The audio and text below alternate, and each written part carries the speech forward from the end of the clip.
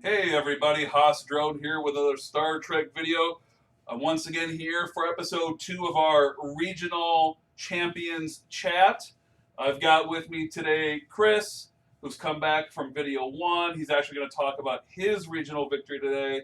And then we also have Steve Nelson, aka Baratus, aka let's find that card. Where's that card at? So that's what we're going to talk about today. We're going to talk about Steve's second edition win. We're going to talk about Kris's first edition win in South Dakota, and then we're gonna grill the fates, and we're going to find out where Steve's cards are. So those are our 3 topics of conversation. And then of course, as you can see, Steve is rocking his jobber hat, and in solidarity, so am I. So, but Kris is up north. He's almost in Canada, so he didn't bring his hat. I'm very close to the border, and actually, I do own the hat. The hat's on the hat rack at home. I just didn't travel with it. Unlike Steve, I don't wear it everywhere I go. We'll let it slide. It will, yeah, just a little bit. We'll let it slide. All right, so how you guys doing tonight? Kris, how you doing? I'm on vacation, and I'm getting bombarded by work emails, so I'm trying very hard to not work and not panic. But, it's hard to argue when you're... Like Kevin said, I'm literally on the shore of Lake Superior in the North Woods here in Minnesota, so I'm doing fine. Only had some booze. All right. Well, make sure you get up to Canada for some French fries and gravy. And how are you doing tonight, Steve? Yeah, I'm doing okay. Yeah. Currently unemployed right now, so I've got plenty of free time. So I've been doing a lot of these tournaments.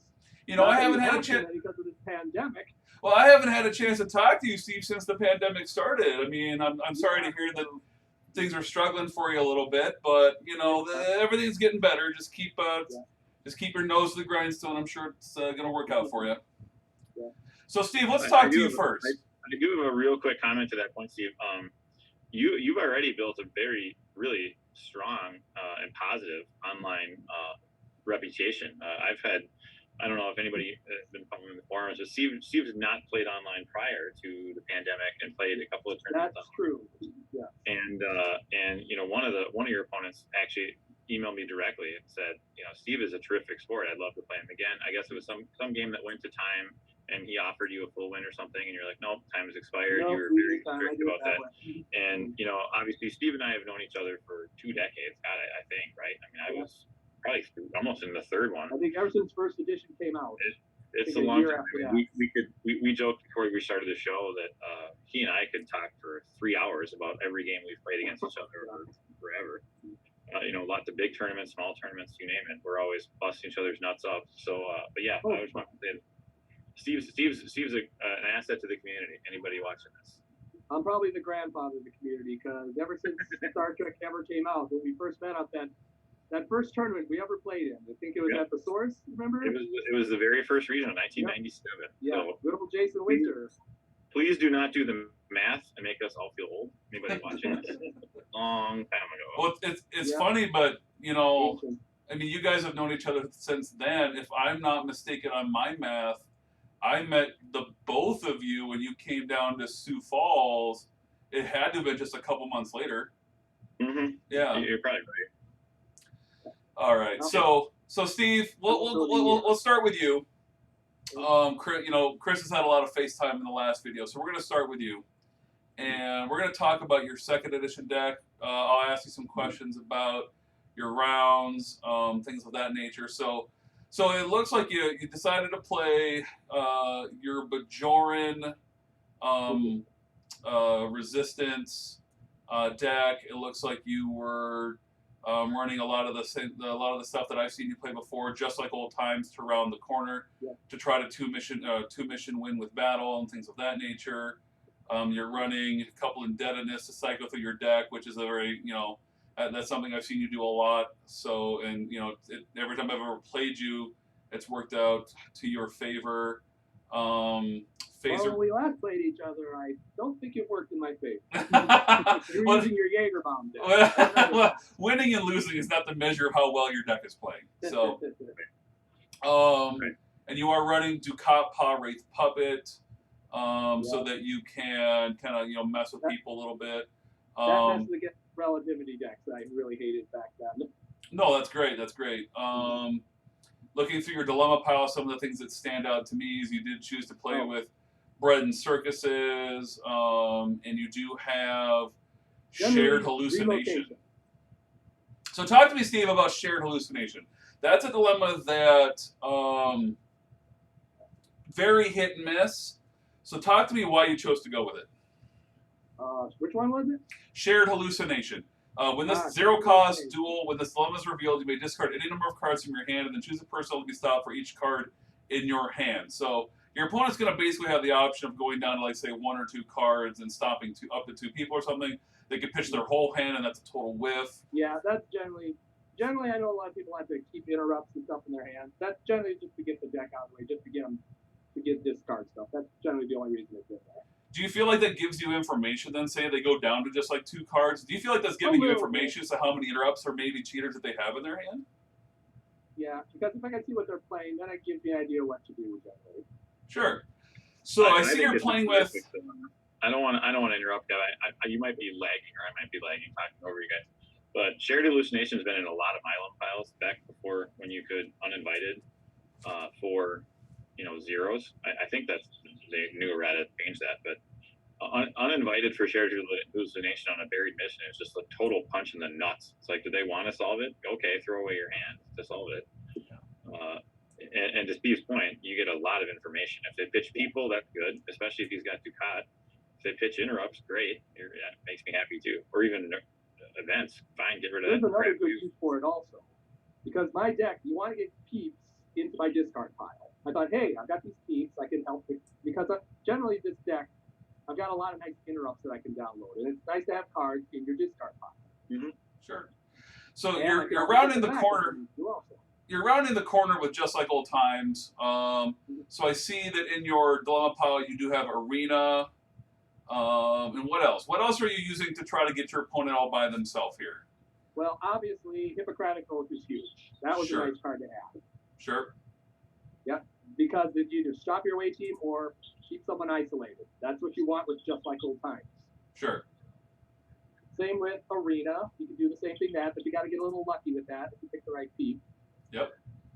And of course, the other one, where is it? Pattern Loss. That's the other nice one to have. Oh, sure. That also relocates peeps. Sure. So generally, this dilemma pile, you want to relocate peeps so you can take advantage of J-Lock. So you can just pounce on them and get all those bonus points and just do 2 missions. Yep. This is a dilemma that appears to has definitely come out since I kind of stopped playing 2nd edition. Threading the Needle. Unless you have 2 nav, 2 officer, and transporters with 2 engineer, 2 provident, and strength. All your people are stopped, otherwise place this dilemma on this mission. Ships cannot move from this mission at the end of this turn. This dilemma is overcome. Do you really feel like the ships not being able to move from that mission is relevant? Generally, it's a wall dilemma. You're basically just... Also, these dilemmas I use, I also have pattern loss in there. There's a lot of transporter skilled dilemmas in here. Oh, sure. And Thread the Needle works good with that. Oh, I see. So you are choosing to kind of like just treat it as like this is a not easy wall because they need to come up with transporters or doubles of a bunch of different skills. Yes. And even if they do pass it, hey, it stops them. That's good too. Cool. Overall, it looks like your dilemma pile is kind of the filter and wall variety. What are you kind of tracking with this? Are you just kind of tracking the attributes, or are you tracking certain skills? Generally, it's mostly attributes, because generally I'm not that really good at tracking skills, unless I'm using my full Nelson deck. Sure, of course. I do like your mission set. Talking just about that deck. Jeez, I'm right. I did bring it to Chicago. I just didn't use it. Thank God. Looking at your missions here, Steve, I really like your mission suite with this deck. You're running the Kevin Special Metron Arena. Yeah. You've got the other Kevin Special, which is the Starbase 718. Both of those are missions that I designed specifically to deal with certain meta questions at the time that they were designed, and it's great to see that they are still meta relevant. Cardassia 4 Rescue Prisoners has been a staple in the game since the very beginning. And Crisari Rendezvous, kind of the same story. It's just a classic 2-span space mission. You cannot go wrong with 2-span space. Now your draw deck. Let's talk about your cheaters here. You've got 6 cheaters in the deck, 6 interrupts. What are you thinking about that? Why one of the ones you went one of, and why the double of Covenant? What are you thinking that you're trying to deal with? Generally, those interrupts in there, I like to have a lot of options whenever I attempt a mission. Because I can bridge officer test, I can pass falls. Covenant, I can get skills off treachery from my discard. Escape prevents kill. Natural instinct. Oh, I don't have a skill, I'll use that. Stricken Dumb, which actually helped me in my first game. My third game actually. Oh, I don't have any cards in my discard pile. I'll use Stricken Dumb. Put one in there. There, now I got the skill I need. Awesome. So Stricken Dumb isn't just, you're not using it just for the push a guy through on a filter. You're also using it to be like, oh, no, surprise, here's a skill in my discard pile. I ran into a dead ringer actually, and Stricken Dumb was very helpful. Oh, that's some hot tech right there, Steve. I like it. It. You do have Krim, Thoughtful Tactician in the deck. Did you use him at all to nuke dilemmas? I'm sorry, who? Krim. Did you Krim any dilemmas?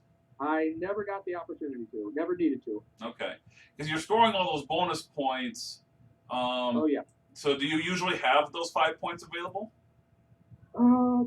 Usually I don't, because usually whenever I do those, with all these peeps I have, it requires the ship Chinari, they can use all these special abilities.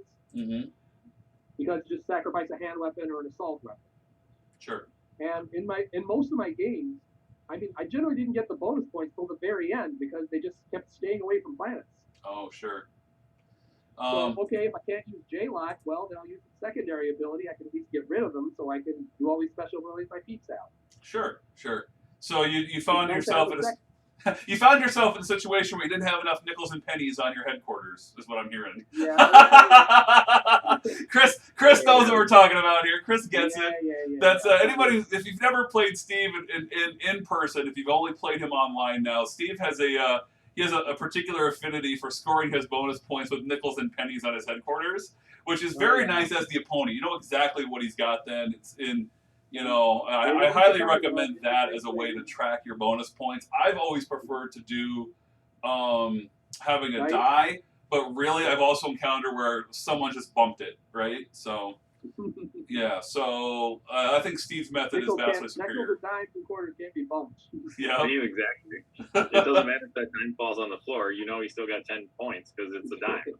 Yep, exactly. All right. So anything you want to talk about your games? Like, kind of go over each round. Give us a very brief recap on each round.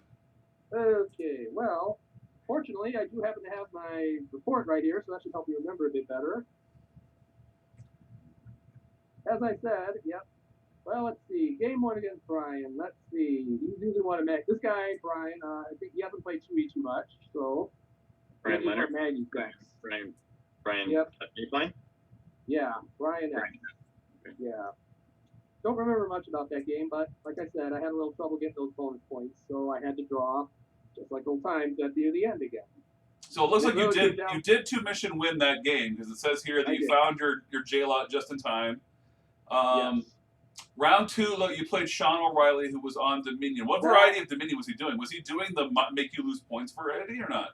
No, he was doing the pretty much get a whole bunch of events out there and destroy your ship if you venture out into space. Oh. And he kills you pretty much. Okay.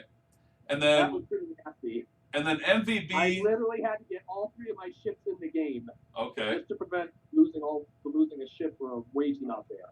And I had to do planets first, obviously. Sure. Then when I did my space, I got lucky. I did the space. Luckily, I completed it. And then it was because the missions, they're in the Cardassian region. I could go right to my planet with 1 range, get my peeps down there. They're nice and safe. Nice. And you really were a meta difficult deck for Sean's deck then. Like you were just. It was, yeah. Because there was no way in hell I was going to do a space mission unless I had to. Okay. And then it looks like your round 3 against MVB, you did lose that round 3.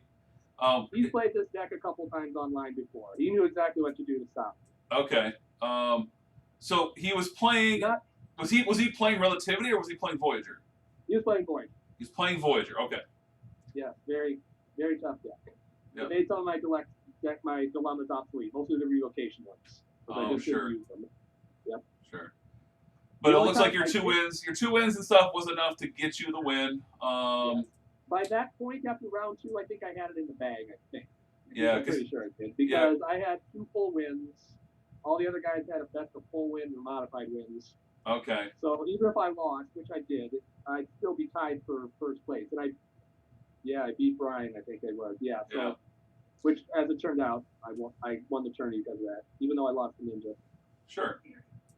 So it's always nice to kind of go into that round 3 knowing. Get a full win. Stop playing your time game superstar decks. Everybody watching this. Yeah. Stop it. Yeah. Win in time. Well, last game it wasn't timed. We didn't have to time out. The first 2 games I did, obviously. Anything general you'd like to say about your deck, about the tournament, or anything like that, Steve? Well, ironically, I almost didn't use this deck because when I think I remember we were talking to Maggie around Tuesday. We have our triple nights. I said, Maggie, I don't know if I'm going to make this. I'm certainly going to try. I literally didn't find out until the day before, Friday evening, that I could make it. And from here to Chicago, that's a 6.5-hour drive. Mm-hmm. Yep. So what I had to do, I can go. So I just literally took my bag, get everything ready, and then when I got to Chicago, I opened my bag. Oh, let's see, am I going to use Romulan? Am I going to use Maquis or Bajorn? Oh, I don't have my Romulans in here. What happened? Oh, that's right. I was getting it ready for this. Actually, for the tournament I'm in now, this online tournament I'm in. I took the deck out to put it in Lackey. I thought, well, I can't be Romulans. I could be Maquis or I could be Bajorn. I thought, okay, I guess I got to be Bajorn. Mm-hmm. Even though I know Ninja, I know that was one game I was worried about because Ninja played this deck before twice already. Yeah, and I would think the Chicago crew has seen the Maquis deck enough that that's kind of Actually, the went a little more of a change up. What's ironic is every time I went to Chicago with this Maquis deck, or not with Maquis, with the Bajorn deck, I've won every tournament over there with it practically. I'd keep going to that well. I'd keep going to that well. Yeah. Just a couple of quick comments. So on Steve's comments of the verbs, he's got all those different interrupts. Kevin touched on it earlier too. I've played against this Bajorn deck probably a dozen times, and I never know which interrupts in Steve's hand. It drives me insane. I'll give him a wall that he doesn't have a skill, and suddenly he naturally instincts past it. I give him, or one time I think you bridge ostrich tested, and I was like, where did that come from? There's something to be said for having a little bit of a variety, even though you may not. Well, you gotta have the piece to download the interrupt. That's what really helps. That's why it's like having that variety of interrupts in there. If you get that one peep in play to attempt the mission, what kind of dilemma am I facing? I'll get this interrupt, and I should be able to pass it. Yep. In theory, yep. Most of the time. Definitely, it's reading and reacting to your opponent. It's really smart. It's generally get past those missions with one attempt if you got the right interrupt to do it. On the right turn. There's one card in Steve's deck that we haven't talked about, which I think is very appropriately titled. His name is Painall, and I feel like that should be spelled Painall because he makes me have a pain all over my body when he put that guy into play. Because he always, whenever you play against Riker Sword, you nullify every interrupt I try to play with that guy. Yeah, Painall is very nasty. I hate that guy. In game 2, that was very helpful to stop those. What do you play? Those crippling strikes. Crippled strike. That's the one. Yeah, because you don't want to get crippled strike in space, obviously. Yeah. So that was another main reason. Okay, wait. I'm not gonna go out into space until I know I have to know to stop those crippled strikes. Yep. Because that could be deadly. Well, see, that just speaks to knowing your deck inside and out, and then knowing how your deck matches up because you've played your deck enough times. You put the cards in the deck, so you know exactly what you're doing, and then how to time all those things together. So, that just speaks to your familiarity with the deck, and you're going to play it better than anybody else is going to play it. Yeah, I mean this is it's literally from Premier. It's a deck from Premier that has gotten a lot of tweaks. I remember. I think you played that at Outpost 2000 forever ago. Bajorn? I know that deck has been around. Is all I'm trying to say. The deck's been around. The Minnesota been a long time. First up in Chicago. Yeah, that was probably 4 or 5 years ago. Well, I can attest to the fact that you've been playing variations of this deck since like 2013 or 2014, Mm-hmm. at a minimum. 2015 I started using it. Yeah. It was about a year or two before the Worlds in Florida. So yeah, I think it was 2015. Yep. So, well, thanks a lot, Steve, for joining us and talking about your deck and talk about the tournament. You're welcome to stick around because we're going to talk. We're going to talk to Kris now about his first edition win. So you're welcome to stick around and chime in and remember the good old days of playing 1E with us. Oh God. Yeah, or just give me crap, Steve. You can constantly give me shit about my win, like I give you the whole thing. I mean, you're gonna say stuff like Q dilemma. Use this. Wait a minute. You can rearrange the spaceline. Oh wait, no, you can't do that anymore. Yeah, we'll make sure not to speak too much. You're gonna say certain things, and I'm gonna think you can do one thing, and then oh wait, it does something else now. That's gonna be my problem. But go ahead. So Kris, you chose to play the new quadruple treaty staging ground deck here in Sioux Falls, and just talk about your deck. Just give everyone thoughts about your deck. Well, I guess the genesis was your video. Like I had kind of thought it might be good, but I'm never good at building ideas from scratch. Obviously, you excel at it, so kudos to you. But when I saw you play and I did the commentary for that game, and I was watching you just barf out a ship and 3 guys every single turn, I was like, holy crap, this deck looks like it has some legs. And then right away, I went and just tried to figure out if I could get the seed cards down. Steve understands dilemmas. Dilemmas win 1E, and I always play 1E with the most dilemmas possible. And the staging ground, you can seed up to, like I think I have 20 or 21, I think, spots for dilemmas. And that's how I play the game. But again, other than that, the main reason I wanted to play it is we ran one tournament in person in Minnesota, the regional, last year in October. And Robert Peterson kind of gave me the needle, rightfully so, about not building new decks during COVID. And I had kind of kicked around ideas, but I never really did anything. So I felt kind of empowered and put to the task, I guess, for building new decks. So I have 2 new decks right now and a couple that have been refined. And the staging ground is one of those 2. Yeah, I appreciate. As I recall, when I was playing that deck and in that video, I remember you even stopping at one moment, just be like, "Wow! How many ships and people have you barfed out already, Kev? And why aren't you attempting missions?" It was something along those lines. You had played 5 or 6 ships, yeah. So it was some insane number. Yep. So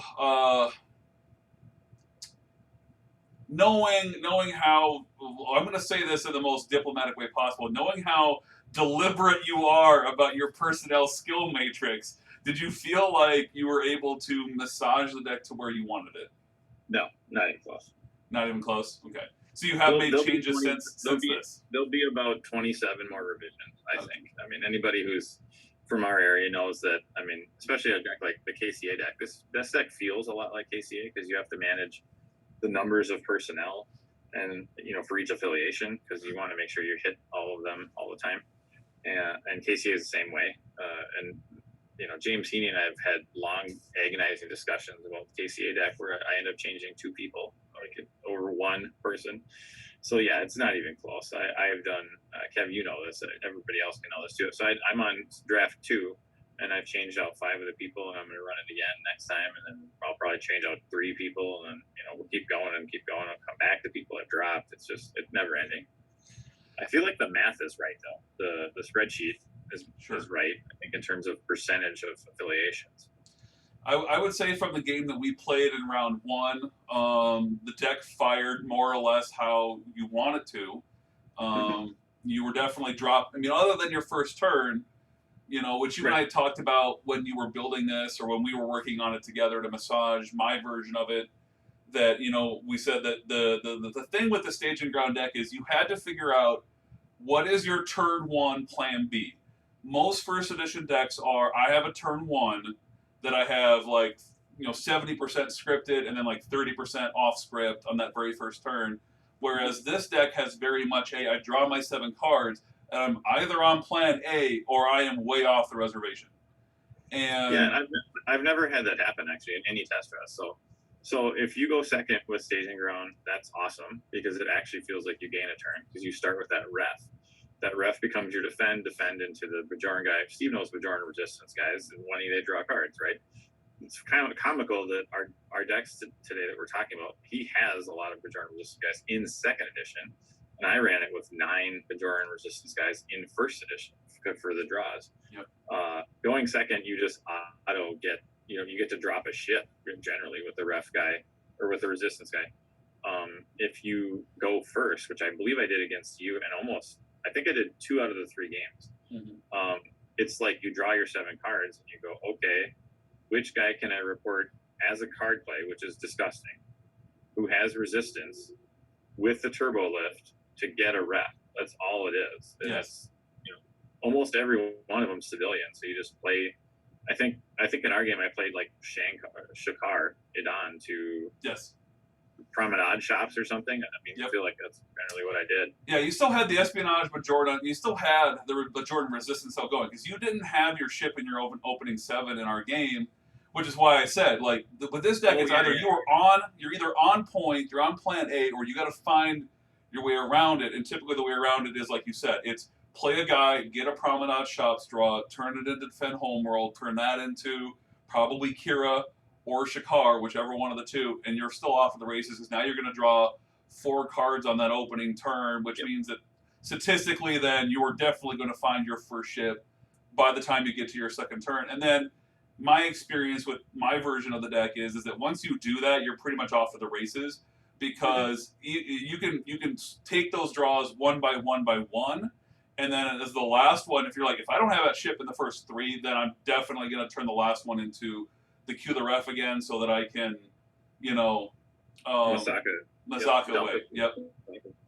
So, yeah, I think you're right. I think in the first game against you, I didn't draw a ship because I know when you sat down and we started, I was like, I'm gonna get fucking smoked. Like I didn't know how to play my deck. I never even played it. Yeah. Like I'd play, test drawing it at home is, like jerking off with your pants on. It's fun, but you're not gonna get anywhere. You got to play a game, and playing the game against Kevin in your first round is not exactly how I drew that up. I'm not gonna lie.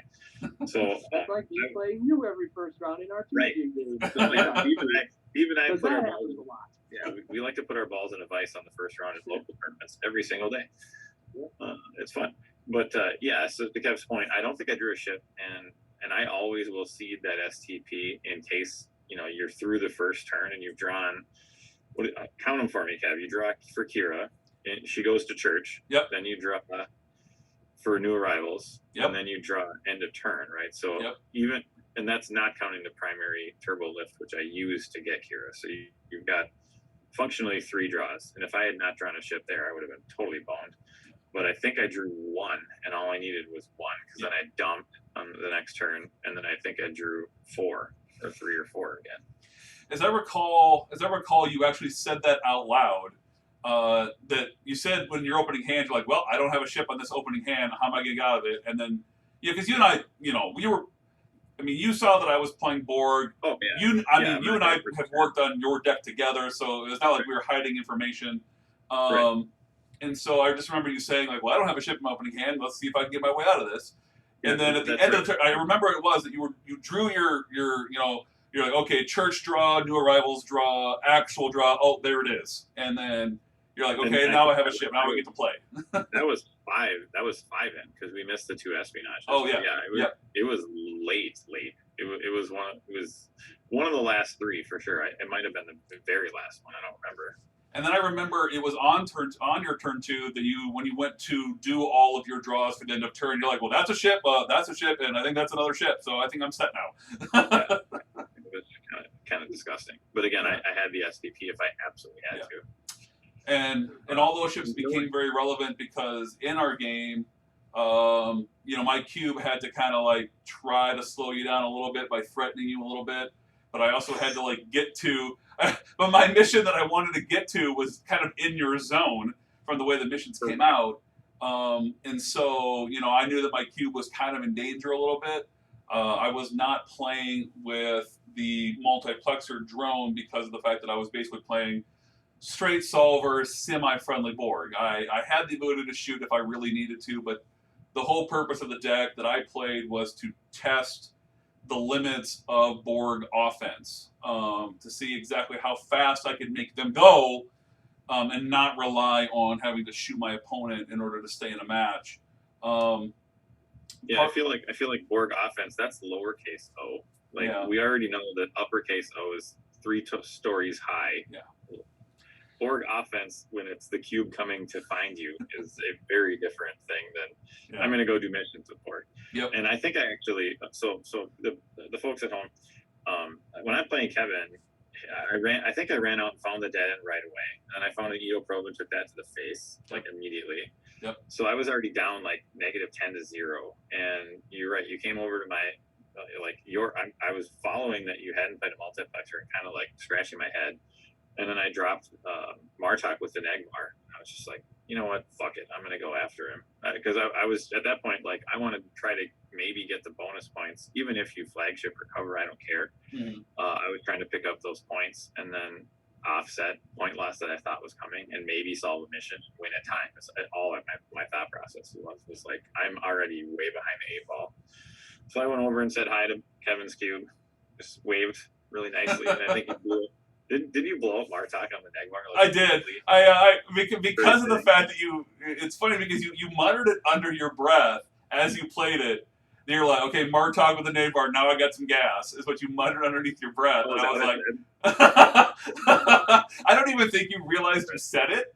And then it was funny because then you're like, you spend a couple minutes trying to figure out who's going on what ship and make sure you had your leaders, make sure your staff. Well, I sat there and I thought about like going attempting, and I think I actually said out loud, fuck it, and I just started grabbing all the people and loaded up all 5 ships. It was like, I don't care anymore.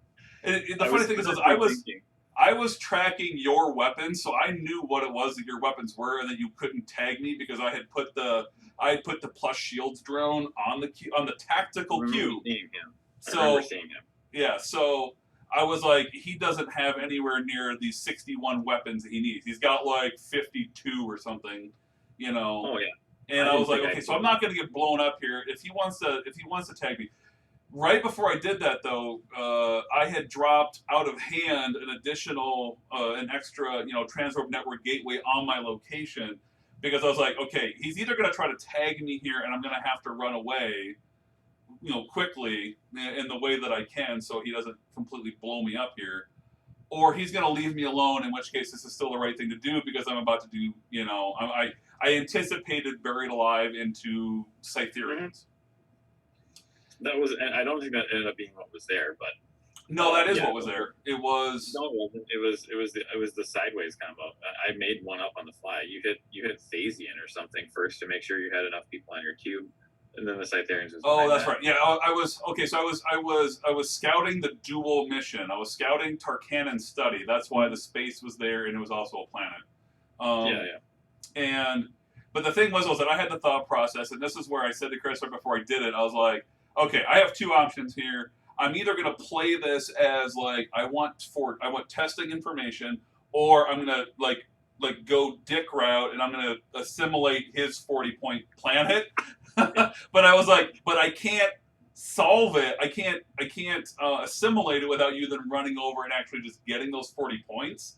And I'm like, well, this doesn't get me the win because now I still need to take an additional turn to play the resistance is futile onto it to win.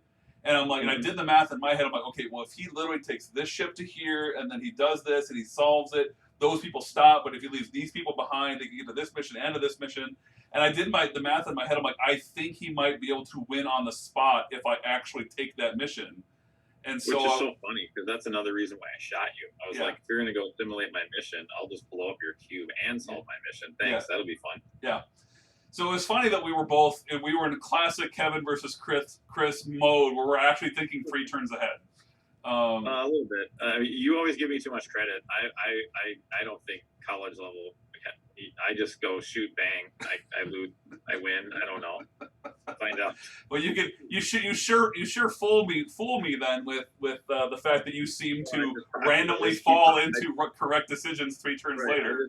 I just keep talking to you until you stop thinking. That's usually how our games go. I can't. Anybody who's ever played me, Steve knows this. Like I have a running dialogue, and I just can't stop talking in any game. It's fun to listen to. I think people like watching videos, and I play Maggie and get tilted playing Concealed Deckler. But yeah, I mean that game was a really good game. I ended up hopping the dead end. I think I cleared the I remember plowing through one of your. You solved all 3 missions in that single turn. What ended up happening is that you had. I had 3 in one turn.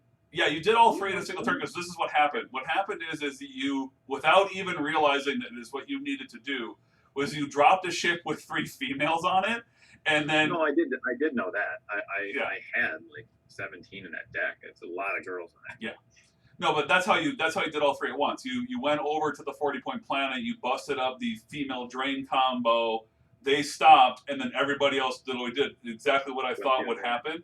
Was they all just went, let's go to the dead end mission now, solve it, go to this other mission, solve it, game over. Yeah, I do think that Staging Ground is a really flexible thing. I mean, it feels like your draw engine cards, which are typically, Kivas or whatever, are ships, which are 10 times better. I mean, like, oh, do you not want to have 9 ships in your deck? I could do whatever I wanted. Range was never a problem, regardless of the length of space line, and obviously the ability to shoot people is the same too. Yeah. But I mean, the big, everybody knows the gigantic glaring hole. Steve, you even know this card, the Devil. You devil that tree. Beat the What do you trees do? out, Right. That hasn't changed, right? Nope. That's never changed. But I mean, all you can do. I mean, you got as Matt Fried has taught all 3 of us, you got to stock it, play it, draw it. Right? They have to do all 3 of those things.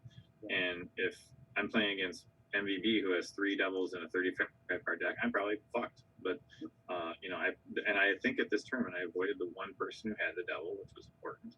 But I also have 3 or 4 ways to get it back. Like, okay, if you double it 1 time, that's annoying. If you double it twice, that sucks. If you double it 3 times, you probably win. But I mean, that to me is a very pigeonholed thing to have the ability to do, and you're probably not winning all your other games. So sure. No, and so the gamble I'll take.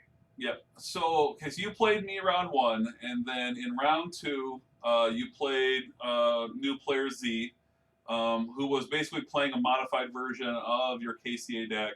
He had said Mark and him had been talking about how we're going to get Z to try to play first edition. He ended up deciding that he really liked your KCA deck, and he really liked my sniper deck, and said, can I put these things together? And Mark basically said, yeah, we can do that. And so they worked on it, apparently, and then they just they called me in for the coach, Kevin, look this over and see if there's any glaring holes, and so I did. So I knew what Z was playing, but the thing is, though, is that snipers are like, we hurt you at your planet, but, against your deck, like, how did it really do? I mean, did it really slow you down at all, the snipers or anything? I did 2 space missions against Z, and that wasn't intentional. That was just kind of how the space line came out. Sure. I had a space mission on either side of DS9. And I think I had dead end at one and then just went to the other one and solved it. Z and I had a great game. Z knew that it was my deck, and I right away on his first turn, I saw his missions and everything. I was like, that looks like my deck. And I feel like I tried to help him a lot too. I was like, okay, on first turn, go get this guy. On second turn, go get that guy. And I kept telling him, using chess references because he totally gets it. I was like, okay, the intendant is your queen. I was like, don't ever attempt with her because you need her for all your free plays. But I was like, more to the point, the Regency 1 is your king. If I take out the Regency 1, you're done playing the game. So he I think that helped. He was very cautious about, like, I think his first attempt, he was about to attempt it. I was like, no, dude. So, like, if you're going to attempt that mission, get that ship the fuck out of there. Yeah. And he's like, why? I was like, because if I blow it up with God, your game's over. He's like, oh, okay. So I was trying to help him, but it was a little bit of an unfair match because I know that deck inside and out. And he ran right into the nastiest dilemmas I have. I told him Miles wasn't upset at him. So. Well, he definitely took, because I played him in round 3, so he took what you had said and he clearly applied it in round 3. Because in round 3, I gave him a little bit of help as well. But I really didn't have to give him a whole lot. Certainly not any, more than certainly less than I would have expected to kind of help him with. He had kind of really, I think your game with him, he actually figured his deck out. And then of course that speaks to like what is, it was basically your draw deck and seed pile for the most part. So, it was good to see that he definitely kind of was making that leap mentally of like, the only thing that he did wrong in our game that he didn't even realize it was a wrong decision. It was that classic first edition. I don't know this is a bad decision until 3 turns later that it turns out it was. That he attempted his first mission against me and like killed like 2 medical people, and that was actually the difference in the game. Was he then didn't have those 2 medical people to like literally go solve 3 missions in a single turn. Yeah, that's what is that, Ralph Wiggum? I'm in danger. So I'm from Idaho. Yeah, you don't realize it. Yeah, I mean it was funny because I said to him, I'm like, the way the game turned out was very, because he's watched every single one of our video of the gameplay videos of first edition, trying to grasp first edition better. And it was funny because I said to him, I'm like, well, you saw my game against Kris where he played this deck against my Alpha Dominion deck, or whatever, and how I lost that game because I didn't realize that I shouldn't send specifically those people at risk. The exact same thing happened to him. I'm like, it just happened to be that those were the wrong pawns to throw out in front of the knight, right? Yep. And so I told him, I'm like, I won this game, 100 to 0, but I'm like, dude, it was literally a turn away. You were a turn away, and I literally walked him through. If that you win on the next turn, and we walked it through. So if then this, yep. So Jason was the final opponent. Yep. And what I think bears mentioning is because we were inside, Jason was playing, I think, downstairs, like both of the first games. Yep. So I didn't hear anything. I have no idea what Jason's playing. Yep. Jason had driven out specifically for that tournament, and he's had a lot of success with TNG Fed. And Jason always gives me really tough games. I mean, I can't say enough things about the people whose names start with J. Jason, James, Justin. All the Jaeger doesn't count. That's your last name. all the people from Minnesota with first names that start with J, and then Roberto, obviously. But we have a really good group, and Jason, I remember last time we played in person, the Fantasy Fight, he beat me, and he was kind of Minnesotaing a little bit about, I got lucky about that. I looked him straight in the eye and said, Jason, you never have to apologize for beating me ever. Like, no, you just straight beat me, dude. So I was thinking he might be playing the same deck, which is the TNG Fed, and I was like, I can shoot that one. I'm not worried about that. And then he fires out these Dominion missions. What the hell is this? Like, I had not seen him play Dominion, and I was like, is he gonna come shoot me? Like, are we gonna really do this? So gonna mix it up in Deep Space Nine. Right, I kind of thought so. Well, he totally dicked me because he seeded this first stable wormhole, which stops me from seeding the wormhole wherever I want. Yep. Yeah, I remember you guys asking me from across the room, Kevin, we need a ruling here. Where do these go? And I'm like, they have to go into your draw deck, dude. Yeah, that actually sucked, by the way. I drew one in my opening hand. Thanks. I mean, it's the correct rule, but I don't have to like it. So anyway, yeah. So Jason, I was kind of chirping at him, like I'm trying to rear up for a fight. I'm trying to figure out, is he really going to come fight me or not? Like, is that what this is going to be about? And our first few turns played out like normal. He's got his remote supply depot and a Ketracel white with all the other Dominion brown stuff that makes my eyes glaze over.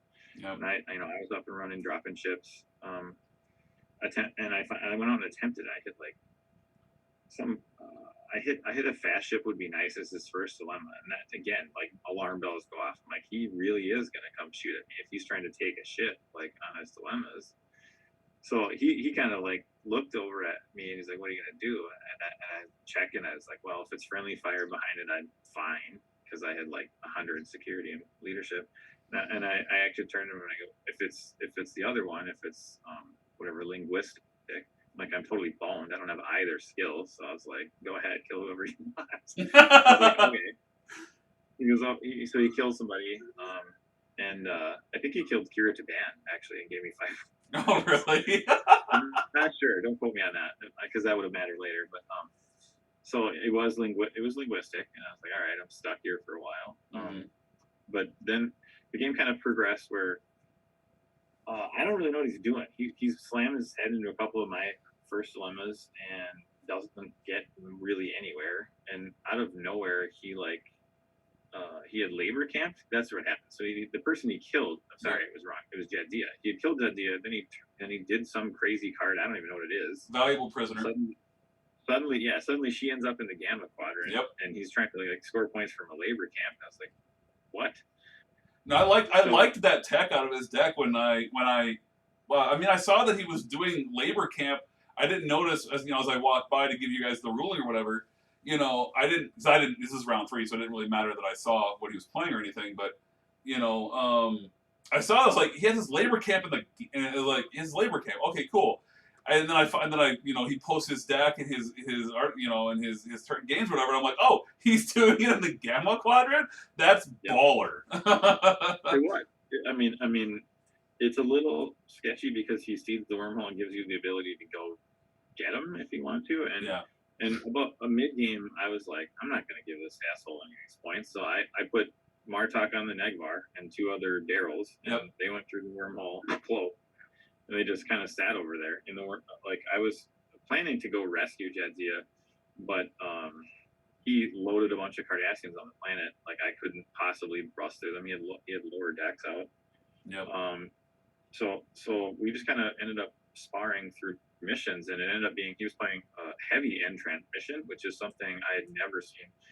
So he's doing all this stuff on his turn, and then he's ending transmission. I had friendly fire in one mission, and linguistic another, and I think another friendly fire somewhere else. Nothing was counting down, so I was just like twiddling my thumbs. And even with that many ships, I couldn't really get all the way to the other end. And then what? Hit another countdown dilemma. I mean, it was brutal. His dilemma setup was really interesting with that card. I'd never seen that card played. So the question I have, and I didn't, Mark told me later that that Jason had beat him because he just was like nothing was counting down. It made me stop and wonder, if it was being played correctly. So only Jason and you guys are going to be able to tell me this. So, he was not playing it on consecutive turns, was he? I don't believe so, and I think that's how I solved the mission. I think he played one, and then I vaguely recall it was referring to the countdown of linguistic.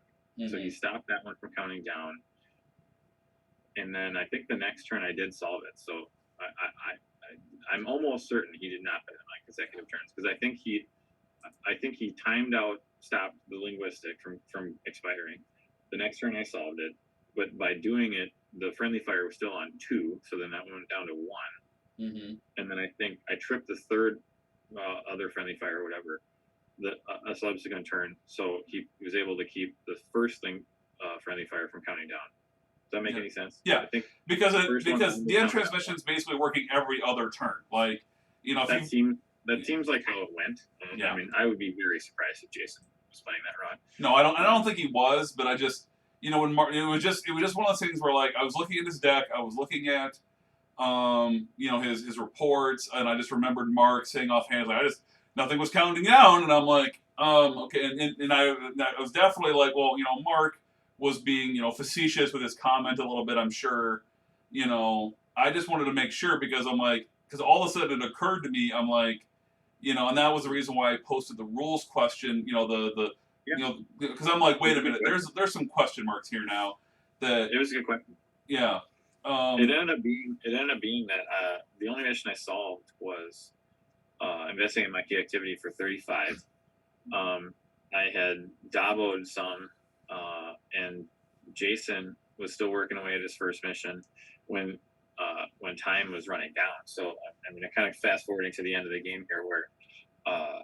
I was ahead, I think. I mean, it was weird because as everybody plays one, his cards are everywhere. So I was trying to pay attention to where the Dabo cards were. And I think I got one that was not a Dabo card in the wrong spot.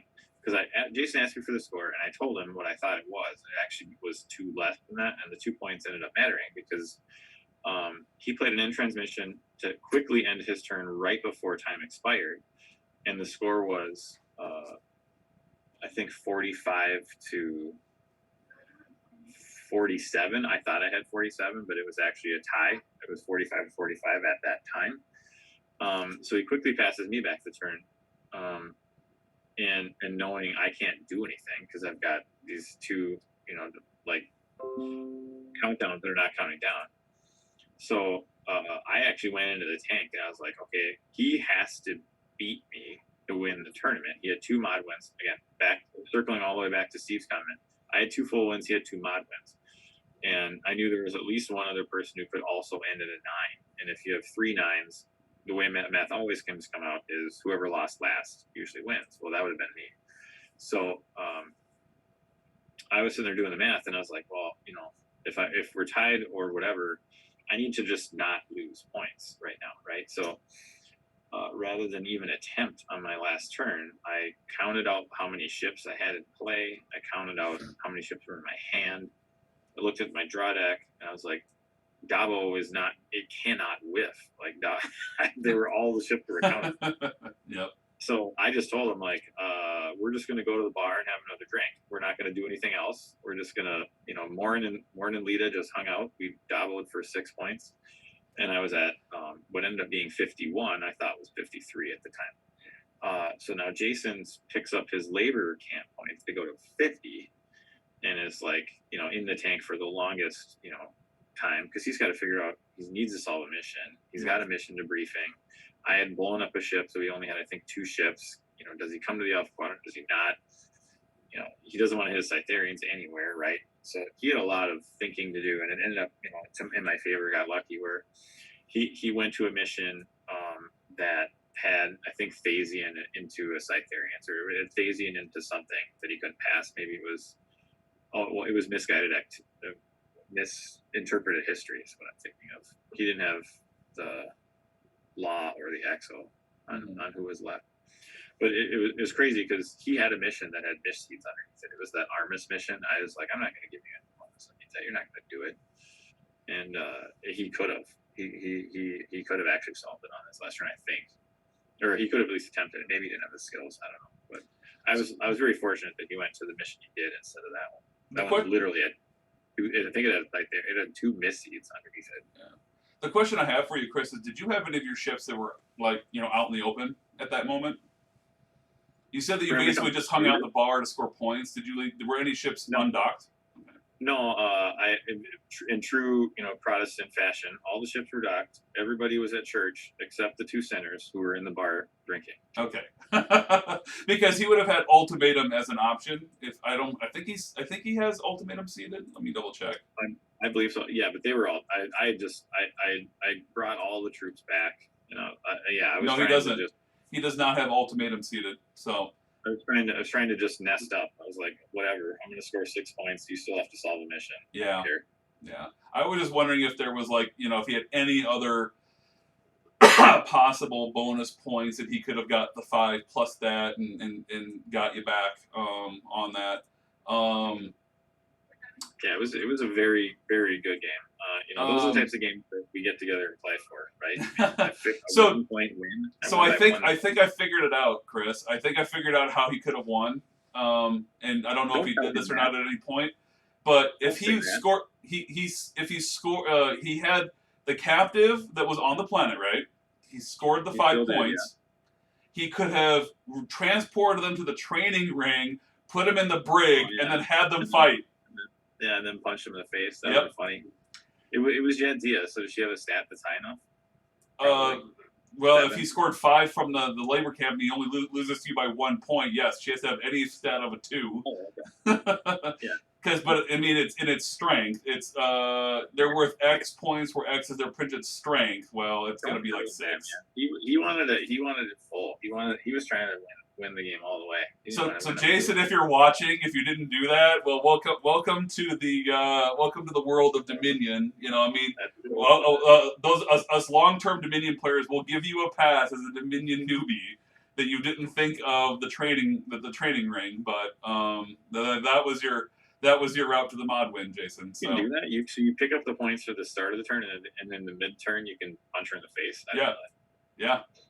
Right. Because training ring just says Once each turn, you may target a captive in that brig, then randomly select your Jem'Hadar or security personnel present. If your selected personnel has higher printed strength than the captive, place the captive in your point area. They are worth X points, where X equals their printed strength of the targeted captive. So it is a action thing. So I feel like he didn't have the range to get back to that facility, to be perfectly honest, because the labor camp was on the far end, and I think both his ships were down there, and the training ring was on the other side. Okay, that's fine. He did make a comment in the game. The Bajoran wormhole was screwing him up with the the one range. I think he had the 5 ranger right next door or something. Well, he was not. Was he accounting for the fact that his stable wormhole was reducing his range? Dude, I don't know. I just remember him saying it sucked. The range sucked. I'll take his word for it. Well, okay. Here's the thing. You say that he had the first stable wormhole. Oh my God, Ken. You're way down a rabbit hole. Who cares? The game's over. No, he doesn't have it in his deck. He doesn't have it. He doesn't have it listed in the deck. Maybe he seeded it first then. I don't know. I don't remember how it happened. I just know that he got the wormhole out first. It sucked ass. All right. 2 week later, deck check, Jason. Give me your deck. I gotta check. Tournament director says, "Give me deck. Give me deck. I gotta do a check." Way after the fact. I don't know, man. It's in the record books. No, it's totally fine. I'm just trying to piece this out because as a longtime Dominion player, I'm just really wanting to pick Jason's brain on some of his thinking and some of his lines of thought here. Because this deck really is very interesting. I'm going to give you the work comment I say all the time. We'll talk more offline. Okay. I love saying that. All right. Okay. Well, any other thoughts? Any other thoughts you have on your deck, Chris, or anything like that? On the staging ground in general. No, I think it's a fun deck. I mean, I would expect somebody would copy it. We talked about last week. Mm-hmm. The ones that aren't working have all the other shit in there. Don't have anything other than people and ships in there, and you don't have that problem. So, if you can't play a deck with people and ships and that's it, don't play this deck. It's not going to work. Yeah. Mm-hmm. Yeah. If you have a hankering for verbs, this is not the deck for you. But if you like your first edition straightforward, this is definitely a good deck. It's definitely. I probably have to use. Honestly, I honestly look at it and go, this is a good deck to actually teach someone how to play first edition with. I mean, we could kidding aside, we could hand this deck to Steve and he would figure it out. Steve would probably play it fine after like 2 or 3 runs. Yeah. It's quite literally like 20 for 10 years. Yeah, hopefully, yeah. Yeah, but you know how Deep Space Nine works. You know how to probe in the promenade shops. Yeah, I know. Yeah, at least that was back then. You've done all that stuff. You'd make it work. You know how Lita likes to play Dabo. That's all it is. Yep. Cool. And then it's just drop a ship. Let's just drop a ship with some dudes on it and go. Right, and then throw 8 bodies on a ship at the mission, and if they die, you don't care. You got 9 more ships. 8 more ships. Who cares? All right. Yeah, so good job, Chris. I know that our game was very good. It sounds like your games against Z and Jason were also very, very entertaining. I'm really happy that you and Jason both came out to play. Now that the world's kind of opening up. So once again, I will harp on everybody. Okay, if you live in the United States, things are opening up. Get your vaccine and get your play groups together. It's time to stop being passive nerd sitting in your basement thinking about stuff. Actually get your players organized. Start playing your tournaments again. Get vaccinated and start playing live in person. There is no substitute. I know that a lot of people like playing online. It's maybe the only way they can play. For those people, that's great. But if you've got a play group, that you can get organized, get them organized, okay? I mean, this game is only going to survive so long as there are people willing to be leaders of their play group, okay? Stop waiting for somebody else to organize your play group and just do it yourself, okay? Got it. Chris, when's our regional going to start? We will be playing our regional probably in August? July, I heard. July or August? Sure. You tell me. When do you want me to run it? I'll run it. Good. I can play my third in real since this pandemic started. There you go. Yeah. We'll for sure. Minnesota will for sure have one. Kevin already had his, and Chicago already had theirs. So Fargo, are you there? Knock knock, Fargo, are you gonna run one? Like that'd be cool.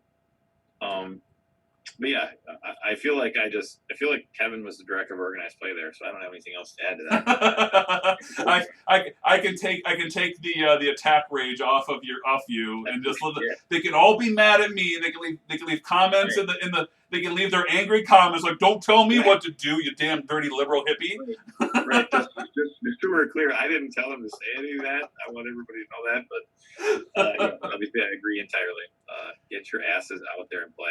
Yep. You've had everyone's had all COVID winter to work on decks and all sorts of stuff. Now it's time to get back to actually playing the game with your friends and remembering how much fun it is to hang out with people in a nerd store. That is. And to shoot Kevin's cube. That's really fun, actually. Yeah. Yeah. I would have played in South Dakota, but I had family obligations, so sorry about that. No, that's fine, Steve. That's great. We understand. I mean, family obligations still come before nerding, but the excuses that people have now of just like, it just seems like there's just so many people that are sitting around waiting for other people to get organized when it's like, stop being a bunch of introvert nerds and just get your butts to, just stop being introvert nerds and just get your group organized. All right? If you want to have this game survive, people have to play it. I was going to have so many angry comments in the comment section. And again, these are my opinions. These are not the opinions of organized play. These are not the opinions of the CC. These are my opinions. And everyone knows that Kevin is not shy to share his own opinions. So good cop. I'll play good cop then if you're going to be bad cop. Please play. Like, that would kind of be helpful for me in my roles. Organized play, I don't really want to get fired as the director of organized play because no one's playing. And if you do, you may be in for a very special prize for playing. So that's all I'll say. All right. Well, thanks, guys, for joining. I hope everyone at home has enjoyed this. And selfishly here, get regionals organized and playing people so we can do more of these videos. These have been fun. I like talking to people about their decks. I like talking to people about their thought processes, and it's always fun to listen to them tell the stories of what happened in their tournament. But we can only do this if people are actually playing regionals. So get your regionals organized. So the ancient adversaries can play each other. Right. Yes. Yeah, we're for sure going to play. So. Yeah. Yep. So anyway, that's enough of that. But thanks, guys, for joining me. Steve, big thanks to you for hopping on and coming out of the COVID hole. Kris, and continue to enjoy your weekend vacation. I will be seeing you in person next week for Golf Adventure. Yeah. Well, for track. And for track as well. Play, right? Yep. Cool. I'll see you there for both golf and for Heaney's first edition. So I am working on. That's that fantasy flight, right? Yes. It is.